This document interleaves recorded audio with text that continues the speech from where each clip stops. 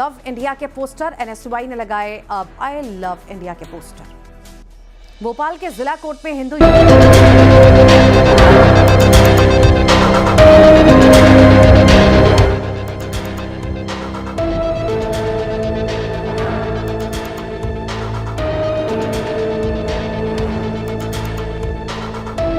नमस्कार, बहुत बहुत स्वागत है आप सभी का।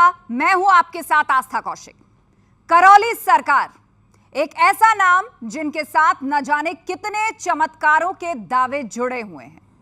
कोई कहता है करौली सरकार नेगेटिव एनर्जीज को दूर भगा देते हैं, कोई कहता है कि वो कैंसर और ब्रेन ट्यूमर तक का इलाज कर देते हैं, कोई ये कहता है कि वो तरक्की के सारे रास्ते खोल देते हैं। करौली सरकार जब एनर्जी बैलेंस करते हैं तो उनके दरबार में महिलाएं झूमती हुई दिखाई देती हैं, चीखने चिल्लाने लगती हैं, रोने लगती हैं। आखिर क्या होता है ये एनर्जी बैलेंस और क्या होता है शिव बैलेंस, और बिना डॉक्टर के कैसे हो जाता है बड़े से बड़े रोगों का इलाज और इसका दावा?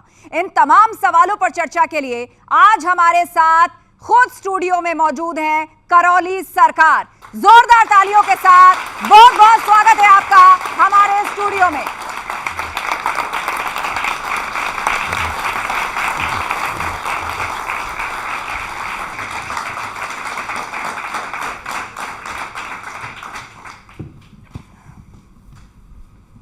तो आज इस मंच से ढेर सारी बातें होने वाली हैं। हमारे साथ ऑडियंस भी मौजूद है, उनका भी यदि कोई सवाल या जिज्ञासा है तो मेरा अनुरोध है जब मैं आपकी तरफ आऊं तो आप लोग अपने हाथ ऊपर उठाइएगा। हम आपके भी सवाल लेंगे और जो भी जिज्ञासा है आपके मन में करौली सरकार तक हम जरूर लेके जाएंगे। आज का ये पूरा एपिसोड और पूरा सेशन बहुत ही इंटरेस्टिंग होने वाला है, क्योंकि जब भी आपने करौली सरकार को टेलीविजन पर देखा होगा, बहुत सारी तस्वीरें देखी होंगी, उन पर बहुत सारी चर्चाएं बाहर होती हैं। विज्ञान के जमाने में कई सारे सवाल भी उठते हैं और आजकल हम देख रहे हैं कि आध्यात्मिक जीवन की बात की जाए या फिर आध्यात्मिक जगत की बात की जाए, ऐसे बहुत सारे साधु संत महात्मा हैं जो अलग अलग तरीकों से लोगों का कल्याण करने का दावा करते हैं। और हमारे बीच में करौली सरकार भी हैं, उस पर हम बातचीत करें। लेकिन मेरा पहला सवाल आपसे यही है कि संतोष सिंह भदौरिया से लेकर करौली सरकार तक ये जो सफर था ये कैसा रहा? कानपुर से निकलकर आज आप करौली सरकार के रूप में इतना विख्यात हैं, तो सबसे पहले तो ये कि आपकी रुचि इस ओर कैसे जागी, उसके बारे में आज आप आम जनता को बताएं। नमस्कार जी। मैं करौली शंकर, अपने परम पूज्य गुरुदेव पंडित श्री राधारमण जी मिश्र का शिष्य और अपनी माता माँ कामरू कामाख्या, माता महाकाली का पुत्र करौली शंकर, आप सभी का बहुत बहुत स्वागत, अभिनंदन भी करता है कि आपने इस मंच पे हमें समय दिया। इसके लिए बहुत बहुत धन्यवाद। दूसरा आपने प्रश्न किया जी। नाम से लेकर के जी। और करौली शंकर तक का सफ़र, आपकी रुचि कैसे हुई, आध्यात्मिक जीवन के प्रति झुकाव कैसे हुआ, और शुरुआत में किस पद्धति को आपने फॉलो किया? हम देखते हैं कि ये रुचि सब में है। हाँ। मुझ में भी थी। स्वाभाविक रूप से हर व्यक्ति स्वस्थ रहना चाहता है और दूसरों को भी स्वस्थ रखना चाहता है, स्वयं सुखी रहना चाहता है और सभी को सुखी रखना चाहता है। ये हर व्यक्ति की चाहना है। अब वो अलग बात है कि सुखी आदमी नहीं रह पाता है या सुखी नहीं रख पाता है, इच्छाएं घेर लेती ये उसके संस्कारों पर निर्भर है, ये उसकी शिक्षा पर निर्भर है कि वो कर पाता है या नहीं कर पाता है। जैसे एक ये पीछे वाक्य लिखा है, करौली सरकार का चमत्कार लोक, मैं इसका पुरजोर तरीके से खंडन करता हूँ।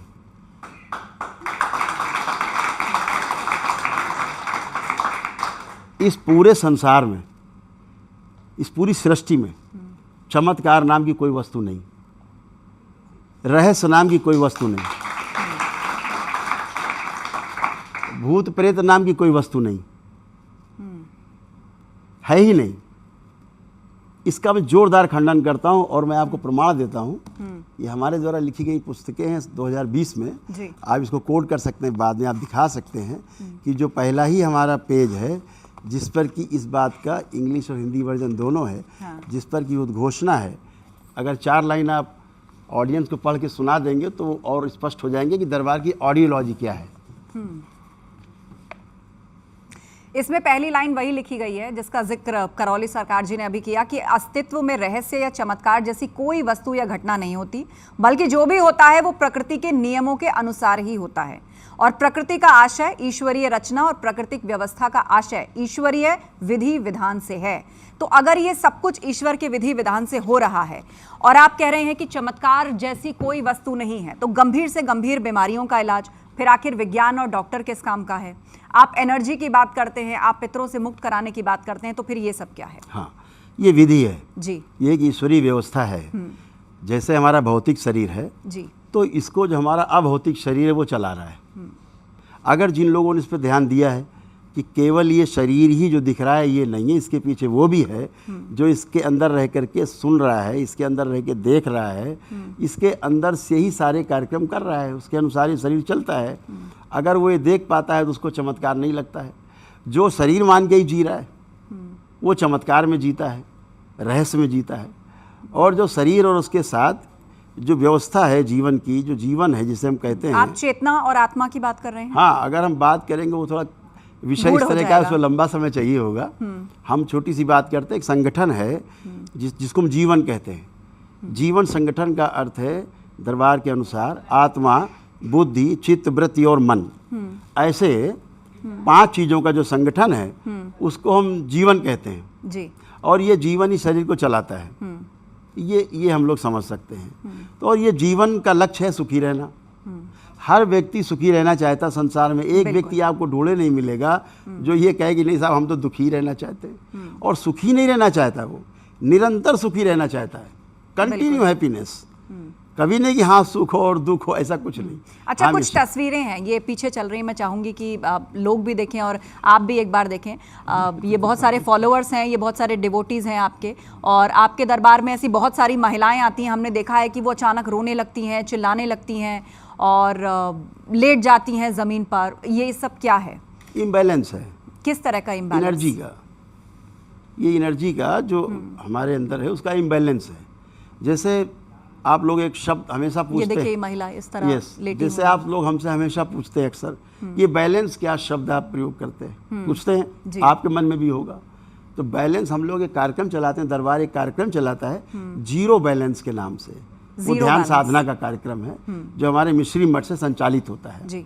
साधकों के लिए है, ध्यान और साधना करने वाले लोगों के लिए जीरो बैलेंस प्रोग्राम है। लेकिन ये जो आम लोग बैठे हैं, क्या ये लोग भी ध्यान और साधना कर सकते हैं? क्या ये इतना आसान है? अभी करा सकते हैं। अच्छा, हाँ, 1 मिनट में करा सकते हैं। करा कर दिखाइए। कोई है वॉलंटियर करने के लिए? सारे करें, सारे करें। चलिए, मैं आपसे अनुरोध करती हूँ आप भी आ जाएं और एक किसी पुरुष से अनुरोध करें। जहाँ बैठे वहीं बैठे अच्छा, रहें। ठीक है, वहीं बैठे आप रहें। देखिए हाँ। उस ध्यान साधना का प्रभाव क्या पड़ता है।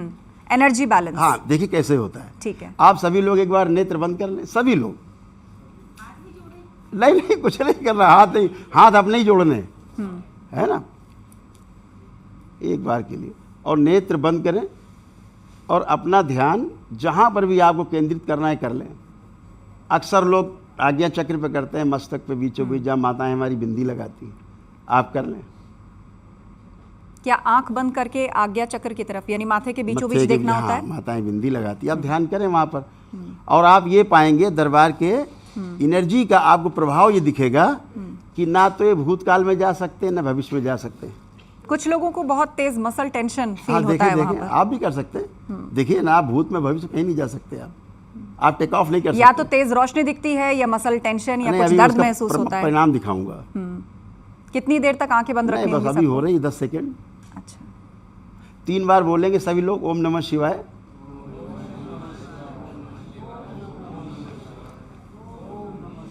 सभी लोग नेत्र खोल देंगे, सभी लोग। अब देखिए इसका प्रभाव क्या पड़ा। परिणाम आना चाहिए ना। बिल्कुल। तो जितनी हमारी माताएं बहनें बैठी हैं, हम सब भाई बैठे, बच्चे बैठे हैं। अब आप सभी जिसको आप दुनिया में सबसे खराब आदमी मानते हो, जिसके लिए आपको रोज विचार आता हो कि ये आदमी बहुत खराब है, ईश्वर करे ऐसा हो जाए वैसा हो जाए, उसके बारे में भी आप सोच के देखिए। कोई एक निगेटिव थॉट्स कि आपको आ रहा है, आप देखिए, खूब प्रेम से अपने में देखिए। आप भी देख सकते हैं, वो आपके साथ भी हो चुका है, आपने किया नहीं फिर मैं अलग तरह की साधना में उस वक्त, लेकिन हाँ इसके बाद मैं जरूर कोशिश करूंगी और आपके साथ बैठ के कुछ समझूंगी भी। तो अभी सभी देखेंगे, इन्हें किसी को एक निगेटिव थॉट्स नहीं आ रहे हैं। पूछ लीजिए, आप पूछिए।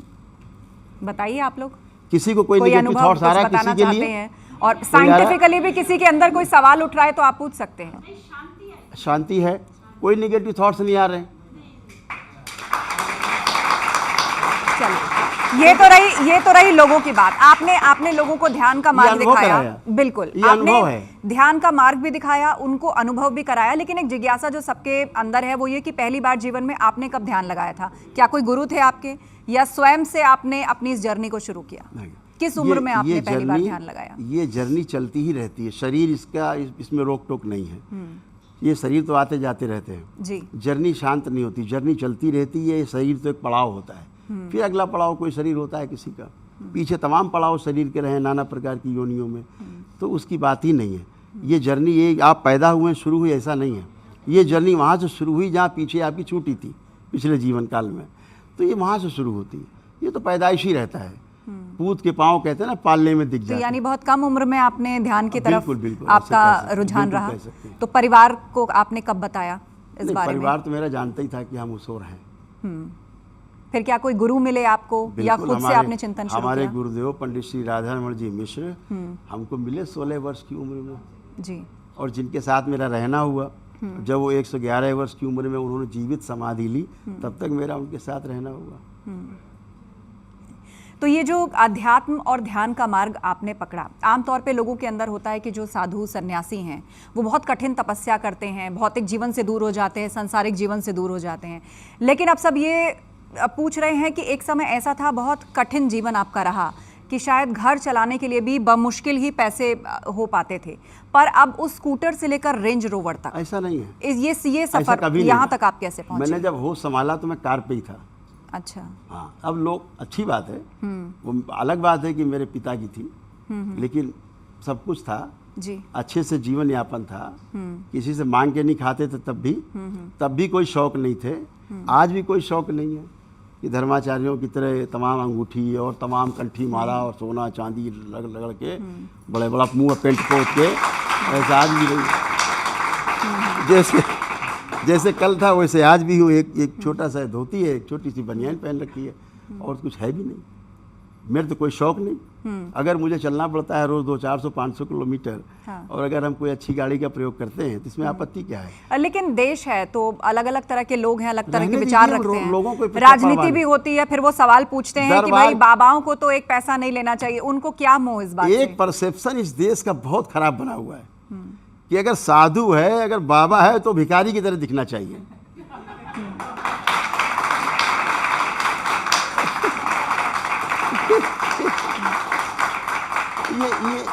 ये कौन सा परसेप्शन बन गया है? अगर हमें आज यहाँ से बेंगलोर पहुँचना है तो क्या पैदल जाऊँ मैं?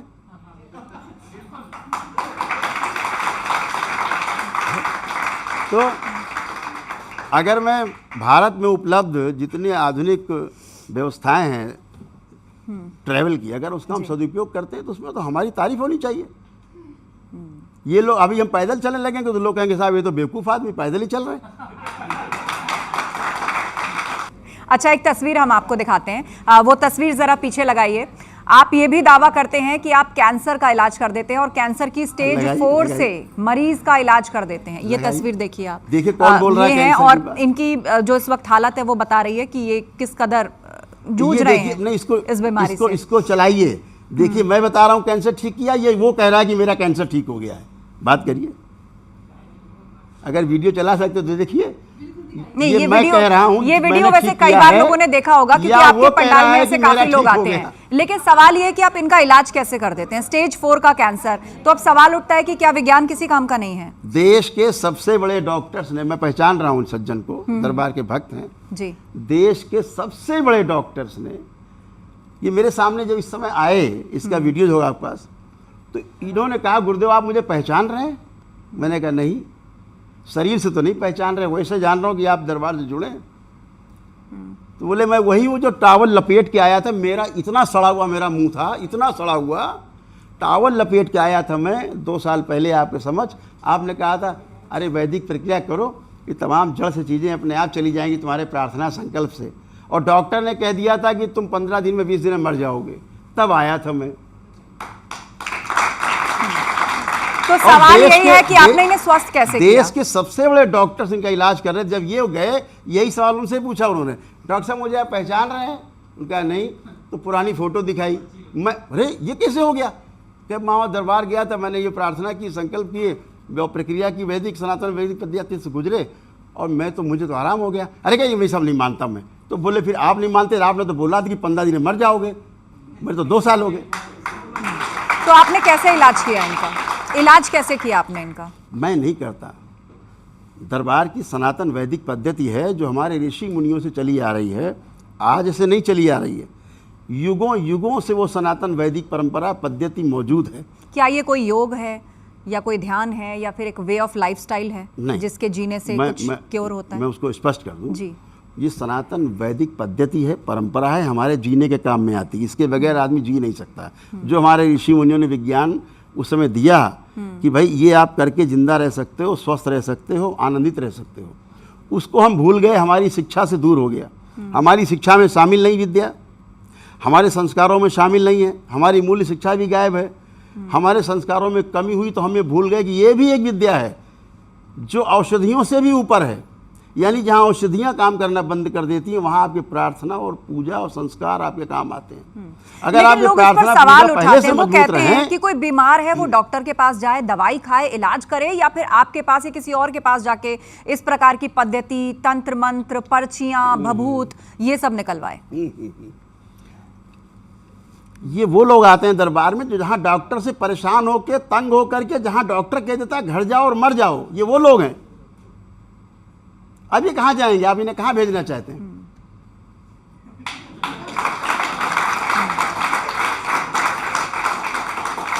चलिए एक और तस्वीर मैं आपको दिखाती हूँ। जब मृत्यु दिखती है तो धर्म फिर याद आता है।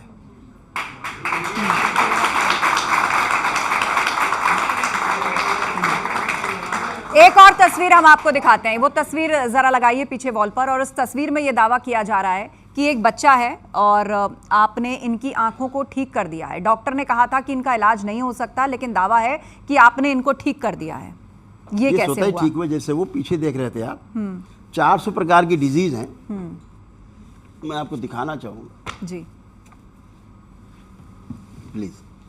ये 400 प्रकार की वो डिजीज हैं जिनका इस संसार में मरने तक इलाज नहीं है। पूरा जिंदगी दवा खाते रहो, इलाज नहीं है। वो ये 400 प्रकार की डिजीज हैं। दरबार इस सम्मानित चैनल के सामने अपने इन प्यारे प्यारे जितने हमारे दर्शक बैठे, भाई बहन सब बैठी हैं, बेटियां, इनके सामने कहना चाहता हूँ, ये एक दिन में नष्ट होते हैं। वैदिक सनातन वैदिक पद्धति के अपनाने से एक दिन में इसकी स्मृतियाँ नष्ट हो जाती हैं, नहीं बचते लोग। ये 400 प्रकार की डिजीज हैं। दरबार में सबका स्वागत है। आइए, सब लोग आइए और परीक्षण करिए। इसमें जो मैं पेजेस में पढ़ पा रही हूँ, मतलब ये तो आपने पूरी 400 की लिस्ट दी हुई है। इसमें बहुत सारे साइकोटिक डिसऑर्डर्स भी हैं, बहुत सारी न्यूरोटिक बीमारियां भी हैं, गंभीर बीमारियां भी हैं। इसके अलावा कुछ ऐसी चीज़ें जो लोगों की आदतें या फिर कह लीजिए लोगों के स्वभाव और व्यवहार से जुड़ी हैं।